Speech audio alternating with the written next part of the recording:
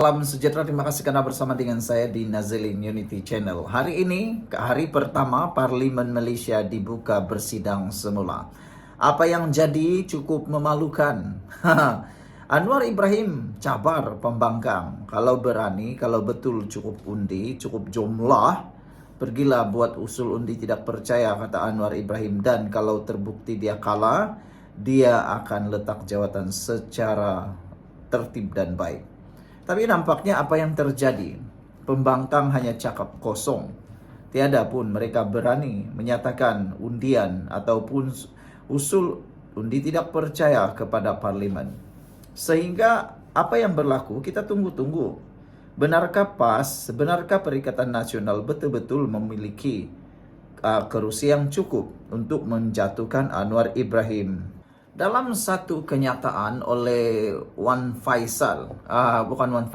Faisal, beliau menyatakan bahwa buat undi tak percaya secara sulit, esok dapat Perdana Menteri baharu. Begitu sombong dan yakinnya Tun Faisal menyatakan perkara ini. Tapi netizen lain pula cakap mereka. Mereka kata, Tun Faisal sedarkah apa yang dia cakap nih? Kalau dia sedar, dia patut takut.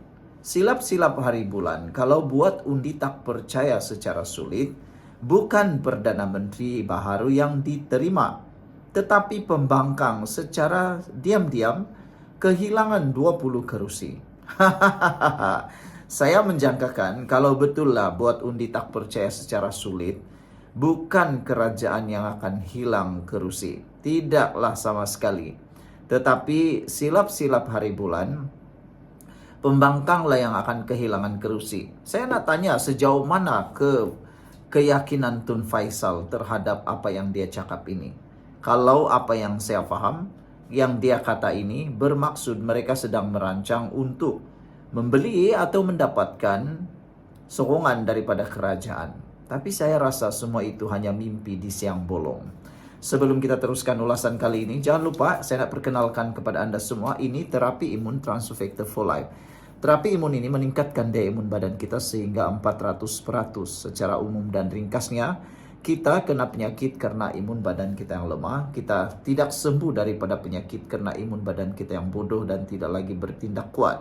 Tetapi, apabila imun badan kita menjadi kuat, sehat, dan bertindak bijaksana, semua jenis penyakit boleh disembuhkan dari tubuh badan kita. Bayangkan, imun badan kita itu adalah doktor di dalam tubuh badan kita.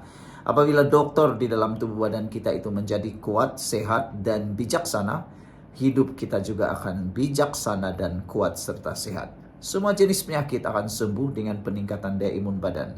Dapatkan produk yang hebat ini, penemuan paling bersejarah dalam dunia kedokteran pada abad ini, diperakui oleh dokter-dokter di seluruh dunia dan di Malaysia, ada sijil halal dan lulus KKM. Dapatkannya segera melalui nombor telepon yang tertera. Mungkin ini jalan kesehatan untuk Anda. Jangan abaikan sama sekali. Baik, saudara-saudara sekalian, hari ini Tun Faisal kata, sila buat undi tak percaya secara sulit, esok dapat Perdana Menteri. Saya nak membidas. Saya betul-betul nak membidas apa yang Tun Faisal cakap ini. Saya tidak setuju dengan apa yang Tun Faisal cakap ini. Karena apa yang saya lihat ialah Anwar Ibrahim lebih bijaksana, lebih kuat pemikirannya berbanding kepimpinan pembangkang. Dibandingkan dengan Hadi Awang dan Muhyiddin serta Mahathir, pemikiran Anwar Ibrahim sekarang lebih bijak dan bijaksana. Beliau tahu pergerakan licik yang dilancang oleh orang-orang tertentu.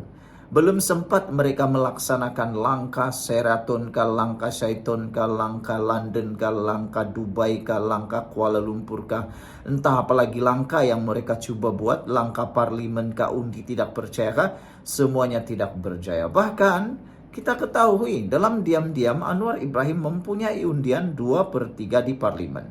Jadi saya nak tanya kepada Tun Faisal lah, sejauh mana dia yakin bahwa kalau undi tak percaya dibuat secara senyap, Anwar Ibrahim boleh tumbang. Saya betul-betul tidak yakin. Yang saya yakin, Perikatan Nasional mungkin akan kehilangan kerusi parlimen atau kehilangan undian jika undian secara senyap dibuat. Mana kau tahu kan? Manalah tahu di pembangkang pun ada juga yang tak berpuas hati dengan Muhyiddin, tak berpuas hati dengan Hadi Awang, tak berpuas hati dengan Perikatan Nasional yang tidak bergerak hebat. Mungkin mereka pun tahu mau juga peruntukan parlimen, kelemahan kepimpinan dan sebagainya. Siapa yang tahu? Silap-silap hari bulan, Tun Faisal akan menyesal jika membuat undian tidak percaya secara sulit. Kalau betul dibuat secara sulit, nak bagi tahulah, tiada satu pun lagi orang yang kaya untuk membeli ahli parlimen sekarang ini. Semua uang parti sudah dibekukan. Jadi, nak beli macam mana? Lagipun, orang tak akan mau dibeli, jual beli lagi sekarang. Sekarang ini, pemimpin dan rakyat sudah bijaksana. Jadi, silap-silap, Tun Faisal memerangkap diri sendiri. Sekian untuk kali ini. Jangan lupa tinggalkan komen Anda, tekan butang subscribe. Jumpa lagi. Bye-bye. Salam sejahtera, terima kasih karena bersama dengan saya di Nazilin Unity Channel. Adakah dengan pendedahan kali ini membuatkan himpunan Turun Anwar dibatalkan?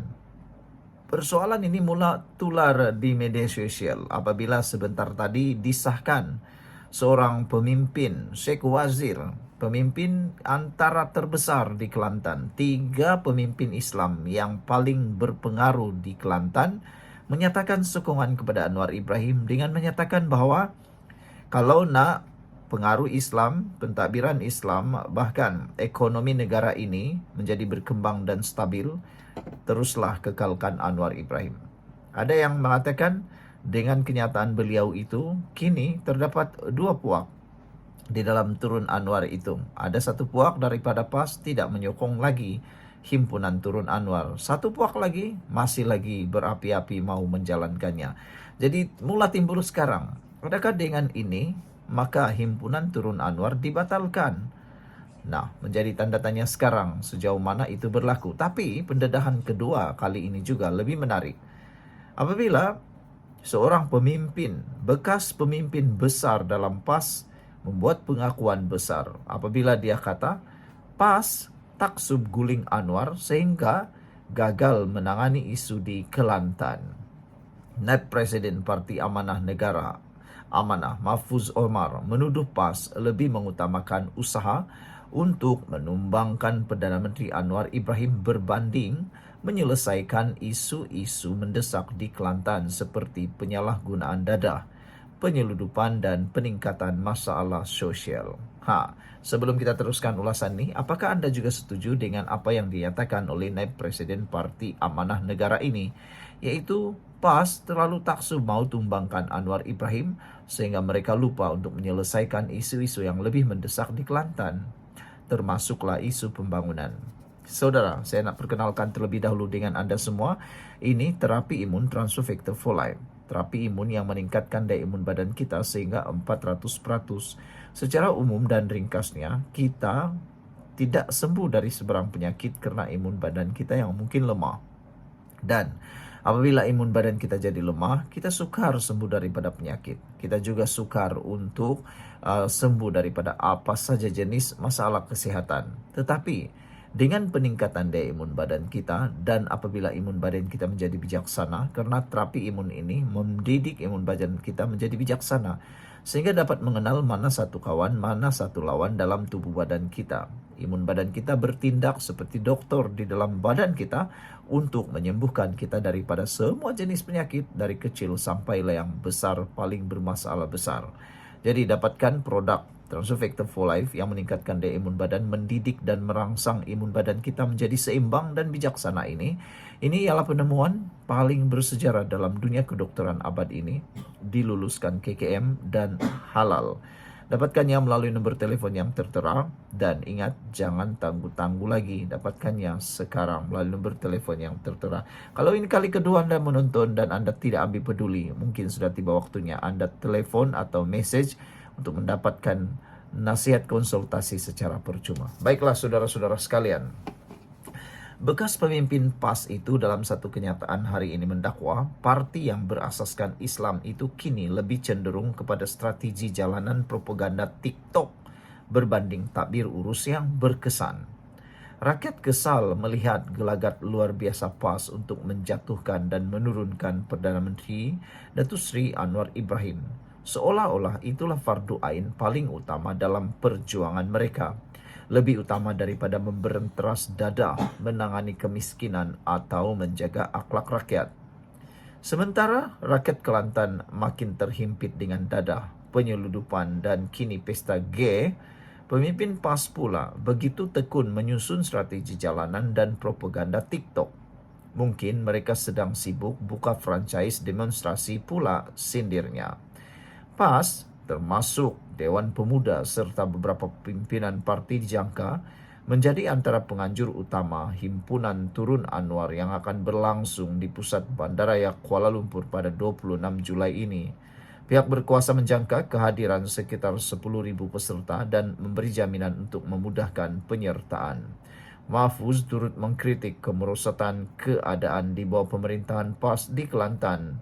Negeri Serambi Mekah kini diserang najis dada. Dari Tumpat ke Tanah Merah menjadi laluan utama penyeludupan di sempadan. Kini dikejutkan pula dengan pesta gay yang diserbu polis, katanya.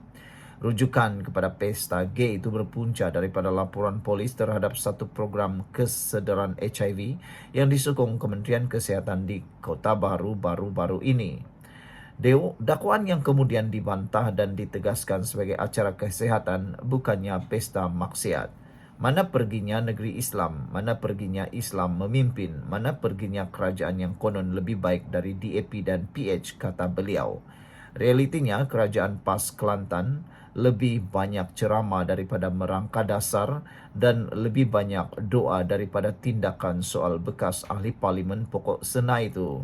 Semalam, Perdana Menteri Anwar Ibrahim menegaskan dia tidak akan meletak jawatan seperti yang dituntut oleh sesetengah pihak selagi beliau tidak melakukan sebarang salah laku dan penyalahgunaan kuasa atau penyelewengan.